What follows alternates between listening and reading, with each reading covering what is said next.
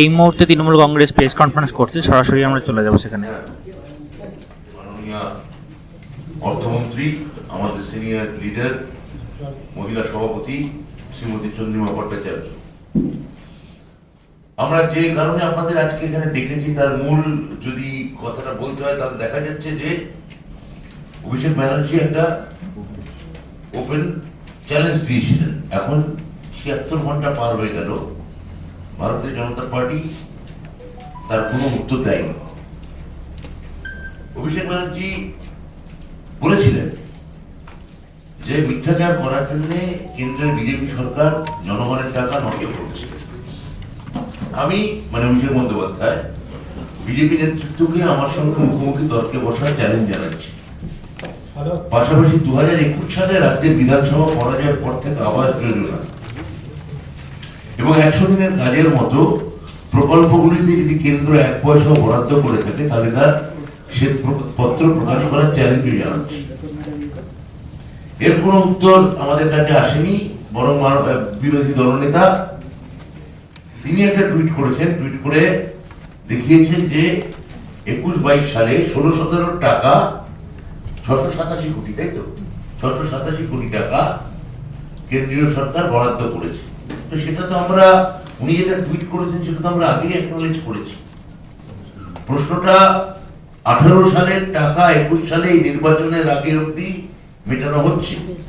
আবাস যোজনার টাকা, নারেগার টাকা 21 সালে তৃণমূল কংগ্রেস গোটা ভারতবর্ষকে বিস্মিত করে এখানে 200 সিটের ওপর পাওয়ার পর আমরা দাবি করছি, আমরা বলেছিলাম যে আমাদের একটা টাকাও না আবাস যোজনায় না 100 দিনের টাকায় কেন্দ্রীয় সরকার আমাদের একটি ফুটো করিও দেয়নি। 75 ঘন্টা আগে 76 ঘন্টা আগে অভিষেক বন্দ্যোপাধ্যায়, আমাদের সর্বভারতীয় সম্পাদক, মাননীয় সাংসদ, তিনি একটা চ্যালেঞ্জ করেছিলেন যে কোনো লোক আপনাদের এসে আমার সঙ্গে ডিবেট করতে পারেন, যে কোনো উচ্চ পদস্থ কোনো নেতা, যদি কেন্দ্রের কোনো আমলা আসতে পারে এসে তর্ক করতে পারেন। আগামীকাল উনি বালুরঘাটে যাচ্ছেন জনগর্জন সভা করতে। তা ওখানে বিজেপি রাজ্য সভাপতি, তিনি বালুরঘাটে একবার জিতেছেন, দ্বিতীয়বারের ক্যান্ডিডেট, তিনি জায়গা ঠিক করুন বালুরঘাটে। সেখানেই অভিষেক বন্দ্যোপাধ্যায় যাবেন, গিয়ে এটা প্রমাণ করবেন যে আমরা একটা টাকাও আমরা পাইনি। কিন্তু বিজেপি এখন এই চ্যালেঞ্জ কি নেবে? এই যে দিনের পর দিন মাননীয় প্রধানমন্ত্রী এখানে আসছেন এবং তারা বলছেন যে এই টাকা তারা আমাদের দিয়েছেন, তা তারা সেটা মুখোমুখি হোক না, আপনারা আপনাদের কাগজ নিয়ে আসুন। আমরা, অভিষেক বন্দ্যোপাধ্যায় বলছেন, আমরা আমাদের কাগজ নিয়ে বসবো। আপনি শ্বেতপত্র প্রকাশ করুন, আমরাও শ্বেতপত্র প্রকাশ করছি। তারা সামনাসামনি হয়ে যাবে, আমাদের টাকা দিয়েছে কি দেয়নি সব দেখা যাচ্ছে না। কেননা তাদের দলীয় বন্ধুর আছে, অভ্যন্তরীণ বিবাদ আছে। প্রথম তালিকা দেখা যাচ্ছে তারা বার করেছিলেন 2রা মার্চ, তারপর দ্বিতীয় তালিকা বার করলেন 13ই মার্চ, আজকে 17ই মার্চ, গতকাল ইলেকশন নোটিফিকেশন হয়ে গেছে। আর বাকি প্রার্থীদের নাম, তোমাদের নাম নাই, তোমাদের নাম কোথাও দেখা নাই। কেন নাম প্রকাশ করতে এত বিলম্ব হচ্ছে? কেন তমলুকের সিট নিয়ে কাজিয়া হচ্ছে? কে দাঁড়াবে ফাইনালি?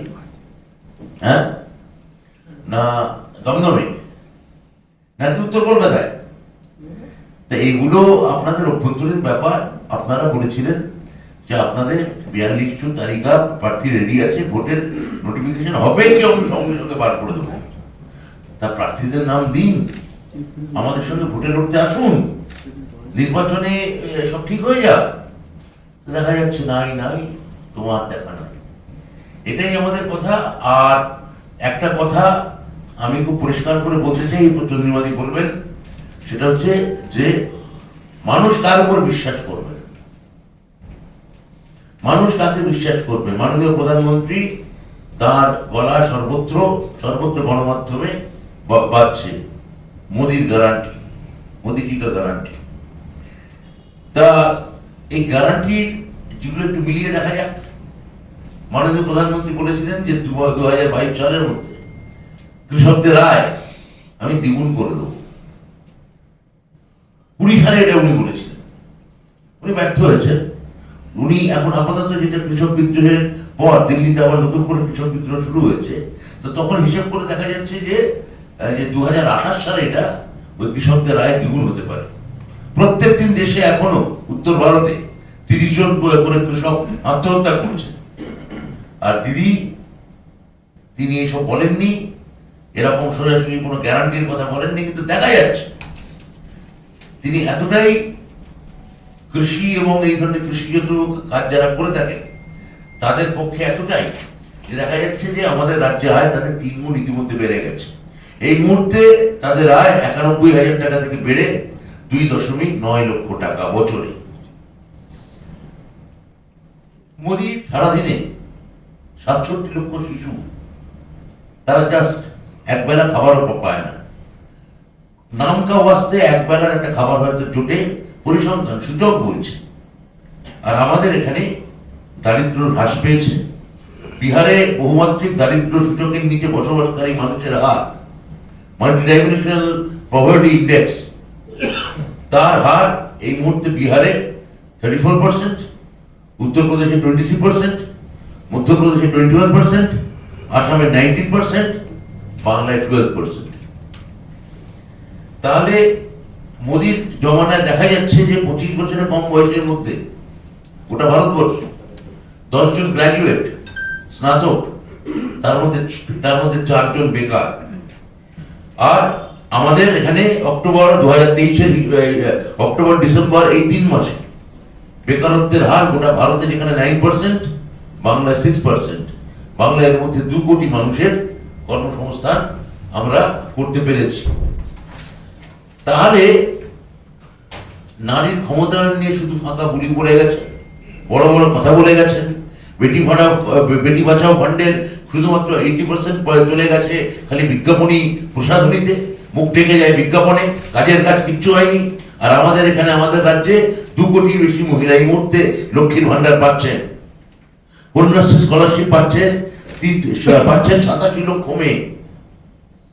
বাংলা থেকে তুলে নিয়ে গেছেন কেন্দ্রীয় সরকার এখন পর্যন্ত 4.60 লক্ষ কোটি টাকা, অথচ ওই 1.6 লক্ষ কোটি টাকার ন্যায্য বকেয়া তিনি আমাদের দিচ্ছেন না। 59 লক্ষ 100 দিনের কর্মীদের টাকা দিচ্ছেন না। 11 লক্ষ আবাস যোজনা সুবিধাভোগীদের টাকা তিনি দিচ্ছেন না। দিদি এই সব টাকা মাননীয় মুখ্যমন্ত্রী তিনি সব টাকা রাজ্যের তহবিল থেকে 59 লক্ষ 100 দিনের কর্মীদের টাকা দিয়ে দিয়েছেন, দেওয়া শুরু হয়ে গেছে। কর্মশ্রী প্রকল্প তিনি ইতিমধ্যেই চালু করেছেন। প্রত্যেক মানুষের 50 দিনের কাজ তিনি সুনিশ্চিত করেছেন। গ্রামীণ এলাকায় ওই আবাস যোজনায় 43 লক্ষ বাড়ি আমাদের রাজ্য সরকারের টাকায় তৈরি হয়েছে এবং কেন্দ্রীয় সরকারের থেকে বকেয়া টাকা একটি ফুটো করিও আসেনি। It has already said that we have found the leader of the opposition to show some papers and to tweet on social media. Now, what does one expect from the leader of opposition? From the chair of the leader of the opposition, one expects that he should have some knowledge about this funds, how they are allocated, how they come, what was the year which was under consideration when funds were sent to the state of West Bengal. Now this knowledge, we find that the honorable leader of the opposition, I suppose that he hasn't that knowledge, but this is expected, because once you give something in the social media, that means something else. That yesterday also the Chief Election Commissioner has said. So we find that from that letter, yes, 687 crores have been given to the state of West Bengal, but when it was prior to the financial year 2021. Just consider this aspect. An amount can come in the financial year 2021, but that doesn't relate to 2021 job. This is what the difference, this is where the difference is. This has not been looked into. by the leader of the opposition. You know, when you differentiate the segments, you have two segments so far as the Awas Yojana is concerned. From financial year 2016-17 to 2021, it's one segment. Then 21 and 22 onwards, it is the second segment. So we are a government, West Bengal government under the leadership of our Honorable Chief Minister Mamata Banerjee is the government which doesn't deny what it gets. We have got 687 crores, but that relates to a period prior to 21. We are saying about 21. Abhishek Banerjee has said about 21 onwards. So that paisa has not been given, not a single penny has been given. Moreover, this Manrega, you have found that 59 lakh job card holders, they have been denied their rightful dues. So you have got the work done and everything is finished, but you do not give it. The money doesn't come to them, the money doesn't go to their account. But it is this government under the leadership of our Honorable Chief Minister who has given this. So this is where the difference lies. Now, my colleague has already said, what about the candidate list of the Bharatiya Janata Party in the Lok Sabha elections was published on 2nd of March.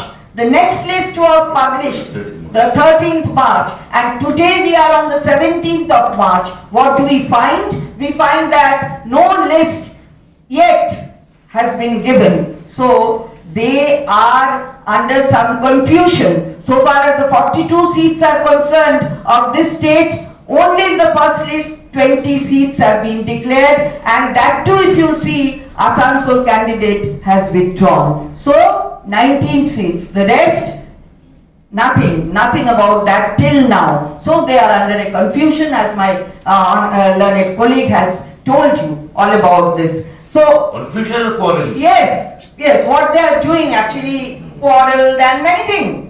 Confusion comes out of the quarrel also. So everything is in a doldrum. So they have not been able to actually express themselves and give a total seat allocation to their different candidates. Now, what has the Modi government promised? What had they promised? They had promised that they would be doubling the farmers' wages. So, has it happened?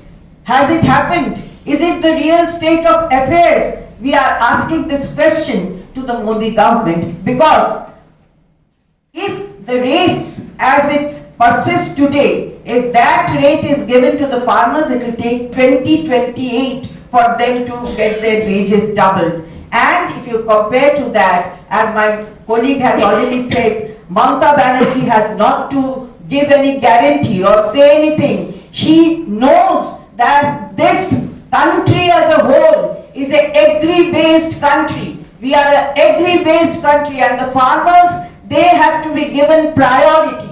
So that she knows. Therefore, the farmers here, they were getting 91,000, and that she has tripled. Now if you see, their wages are 2,90,000. So this is where 2.9 lakhs. So she has tripled the amount in their wages. Now, as my colleague has already said, 67 lakhs children, they are facing hunger. As a mother, I feel ashamed, because 67 lakhs, it's not a short number, you see. They do not get their food for the entire day. Whereas, if you see, look at the poverty level, this has been reduced in the state of West Bengal under the leadership of our Honorable Chief Minister. Multi-dimensional poverty index shows that Bihar 34% is the poverty level, UP 23%, MP 21%, Assam 19%, Bengal 12%, and our leader is always working upon this part of the entire affairs. And you see, I'm really ashamed to find the figures that 67 lakhs of our nation children, they are put to face fasting, jabardasti se fasting. So this is where we stand. Now, so far as the employment is concerned, out of the 10 graduates, 4 are unemployed. Can you imagine? Out of 10, 4 are unemployed. And so far as the last quarter is concerned, what does the figure say? From October 23 to December 23, India's unemployment is 9%, whereas Bengal, this has the national, this level, we are under it. Actually, we have come down 6% and 2 crores employment has been generated. Now, তা এখনো পর্যন্ত বিজেপির তরফে accept করা হয়নি বা কেউ দিচ্ছে না উত্তর। অ্যাকসেপ্ট করা হয়েছে কি হয়নি বুঝতে পারছি না। উত্তর দিচ্ছে না বা চ্যালেঞ্জটা এখনো সত্যি তারা গ্রহণ তুমি রবে নীরবে। এই গ্রহণ না করার পিছনে কি কারণ থাকতে পারে বলে মনে হচ্ছে? কারণ কথা নেই, তথ্য নেই। এই যে আমরা যখন তথ্য কাগজপত্র নিয়ে আমাদের সর্বভারতীয় সাধারণ সম্পাদক যখন বলছেন যে আসুন না আমাদের রাজনীতিবিদ সম্পর্কে বলা হয়, সাধারণত আমরা আপনাদের সম্পর্কে খারাপ কথা বলি বা একটা কুকথার চেয়ে চর্চা, এটা এখন সমাজেতে উঠে আসছে যে খারাপ কথা কিভাবে কমানো যেতে পারে, গণতন্ত্রের সুস্থ পরিসরে কি করে মানে একটা প্রপার গণতান্ত্রিক ডিবেট হতে পারে। তা অভিষেক বন্দ্যোপাধ্যায় তো সেই রকম একটা সুস্থ বিতর্কের কথা বললেন যে আমার হাতে যে কাগজপত্র আছে এই কাগজপত্র নিয়ে আমি আপনাকে প্রমাণ করে দেবো যে 21 সালের পর 100 দিনের কাজে, আবাস যোজনার কাজে কেন্দ্রীয় সরকার আমাদের রাজ্য সরকারকে একটা পয়সাও ঠেকায়নি, একটি পয়সাও পাঠায়নি। আর ওনারা বলছেন, বিজেপি নেতারা বলছেন, মাননীয় প্রধানমন্ত্রী পর্যন্ত বলছেন যে আমরা টাকা পাঠিয়েছি, দেখা যাচ্ছে দুর্নীতি হয়েছে, তাই আর টাকা এত সালের পর থেকে পাঠাচ্ছি না। এটাই তো মেইন ডিবেট। তা সেই ডিবেটের জায়গা থেকে অভিষেক বন্দ্যোপাধ্যায় বললেন বেশ তো, তাহলে আমি কাগজপত্র আপনাদের দেখাই যে আপনারা কবে থেকে টাকা দিয়েছেন আর কবে টাকা দেওয়া বন্ধ করেছেন, আর আপনারা আপনাদের কাগজপত্র নিয়ে আসুন, হ্যাঁ আপনারা টাকা দিয়েছেন এত সাল পর্যন্ত। আপনারা বলছেন 23 সাল অব্দি টাকা দিয়েছেন, আমরা বলছি 21 সালের পর থেকে টাকা দেননি।